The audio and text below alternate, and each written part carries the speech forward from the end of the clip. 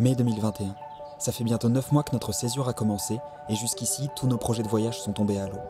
Heureusement, avec l'été qui arrive, les restrictions sont levées petit à petit et les frontières européennes s'ouvrent progressivement. On décide alors de se lancer dans un nouveau projet, mais on abandonne l'idée de planifier quoi que ce soit. On commence par récupérer 2 vélos, qu'on fait réviser puis qu'on équipe du mieux qu'on peut. On resserre les porte-bagages, on achète des sacoches, on change les pneus et on nettoie tant bien que mal la transmission. Notre objectif est de quitter la Normandie pour rallier Berlin.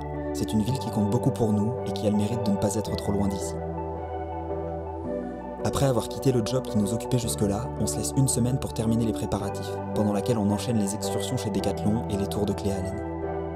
On prépare des piles de vêtements, on fait le plein de sachets de nouilles et de soupe déshydratée et on teste la répartition des affaires dans les sacoches. Et puis finalement, le 11 juin, tout est prêt et on décide de partir.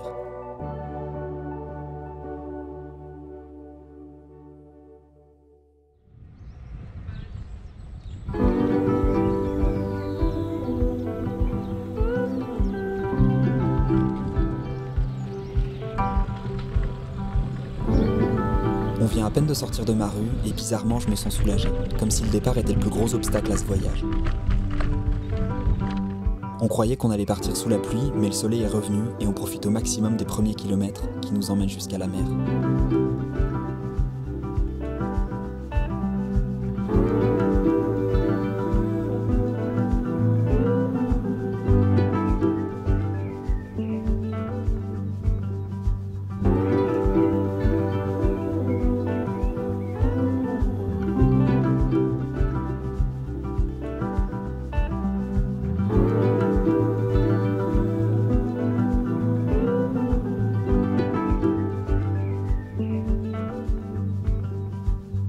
Ça y est, c'est la fin de la première journée. On était sur la voie verte toujours. On a trouvé une petite table de pique-nique sympa et puis avec un tout petit emplacement pour l'attendre. Donc je pense que ça le fera niveau taille. Et donc on a fait 300 mètres de plus pour aller jusque dans un village. Chachou a trouvé de l'eau à l'église. Et puis là, du coup, on s'est installé et on va s'arrêter là pour la nuit.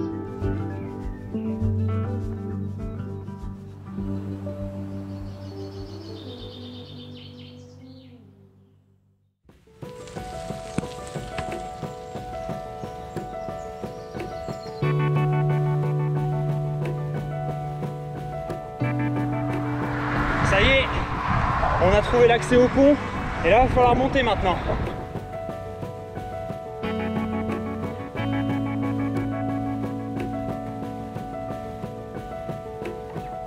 Après un peu plus de 42 km, on arrive au Havre et on profite de Transat et de l'arrivée du soleil pour pique-niquer.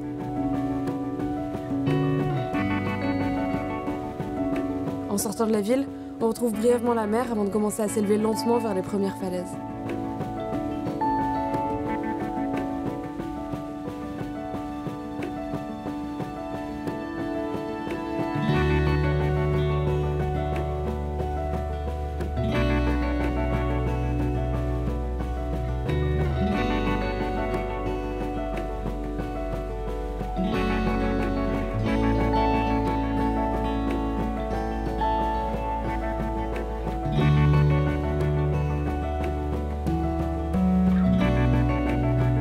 Le soir, on va remplir nos gourdes et la poche à eau dans un cimetière avant de planter la tente. Ça nous laisse 5 ou 6 litres pour cuisiner et se laver.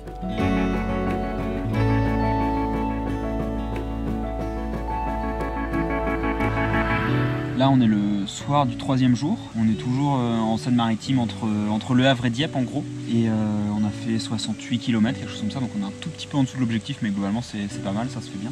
On avait pas mal de vent dans le dos, de vent de face en fin de journée. Et la direction a son importance. Et là du coup on mange et puis après on va poster des photos et puis aller se coucher. Ce 4e jour ressemble aux 2 précédents. On enchaîne les descentes qui nous emmènent sans effort vers des villages de bord de mer avant que d'interminables côtes nous renvoient sur les falaises. On est plutôt habitué à la randonnée, mais c'est vrai que le rythme du vélo nous plaît pas mal. C'est drôle parce que même si on n'habite pas très loin, on découvre vraiment la région.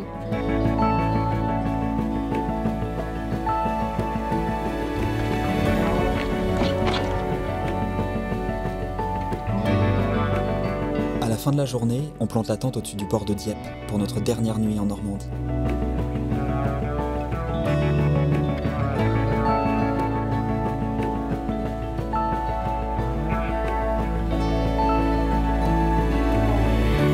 presque 300 km de route, on quitte notre région de départ.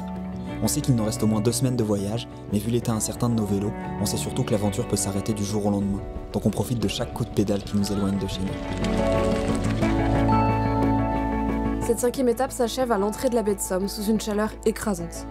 On a déjà l'impression d'être parti depuis plus de 3 semaines et on est très heureux de la manière dont les premiers jours se sont déroulés. Nos corps s'habituent lentement à l'effort, les quelques douleurs du départ ont disparu et une routine se met en place. Bref, on sent que le voyage a vraiment commencé et on a hâte de voir ce que les prochains jours nous réservent.